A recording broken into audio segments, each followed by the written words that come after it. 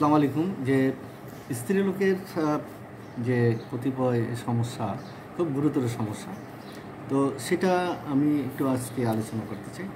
সেটা হলো যে সমস্ত স্ত্রীলোকের যে আপনার গেঁটে বাত আছে, এই লক্ষণ আছে, হাত পায়ের আঙ্গুলে ব্যথা বেদনা আছে এবং অনেক সময় গিঁটগুলো ফুলে যায়, ডিবলির মতো হয় এবং তিনি কাজকর্ম করতে গিয়ে খুব অবসন্ন হয়ে যান, শ্রান্ত হয়ে পড়েন।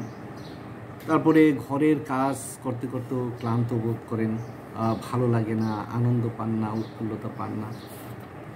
এই ক্ষেত্রে কিন্তু বয়সের ব্যাপার না, যে বৃদ্ধ হতে হবে এটা না, যে কোনো বয়সেই একজন নারীর কিংবা একজন মহিলার এই সমস্যাটা দেখা দিতে পারে।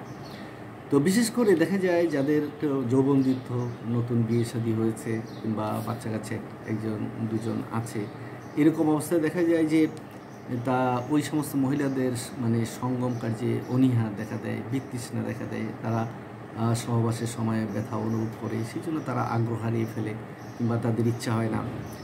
তাদের সহবাসে তারা খুব ক্লান্ত, অবসন্ন হয়ে পড়ে, রুচিতে বাদে যে রুচি হয় না এবং তাদের যে মানে তাদের যেই রতি ইচ্ছা, তাদের যে আগ্রহটা, এটা খুব দেরিতে কিংবা বিলম্বে প্রকাশ হয়। যে স্পর্শ করলেই যে সেই গরম হয়ে ওঠে এরকম না, এরকম অনেকগুলো সমস্যা এই ধরনের নারীদের হয় কিংবা এই ধরনের স্ত্রীলোকের হয়। এটা যে সবার হবে তা না, অনেকেরই হয়, কারণ এটা জনে জনে বিভিন্ন রকমের সমস্যা মানুষের মধ্যে আছে। তাই এই সমস্যার ক্ষেত্রে দেখা যায় যে স্নায়ুগুলো তার অবসন্ন থাকে, চিরিক মারার মতো ব্যথা হয়। আর সেই সাথে সাথে স্ত্রীর যে মূত্রপথ আছে, সেই মূত্রপথে জ্বালা যন্ত্রণা, মনে হয় মরিচ দিয়ে রেখেছে, মরিচের মধ্যে যেরকম জ্বালা পোড়া হয় সেরকম হয়। তারপরে যোনিতে জ্বালা হবে, জ্বালা পোড়া হবে। এই সমস্যাগুলো কিন্তু এই ধরনের স্ত্রীলোকের হয়ে থাকে। তো এই সমস্ত সমস্যাগুলো যাদের মধ্যে আছে, সেই সমস্ত স্ত্রীলোকদের জন্য আমাদের হোমিওপ্যাথিতে বেশ কিছু ভালো ওষুধ আছে। তার মধ্যে দেখা যায় যে বারবেরিস ভালগারিসটা মহিলাদের জন্য একটা শ্রেষ্ঠ ওষুধ।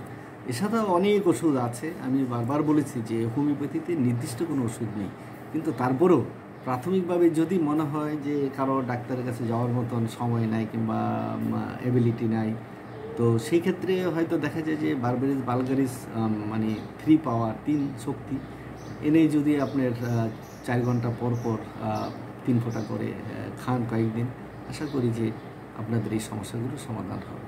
ধন্যবাদ, ভালো থাকবেন।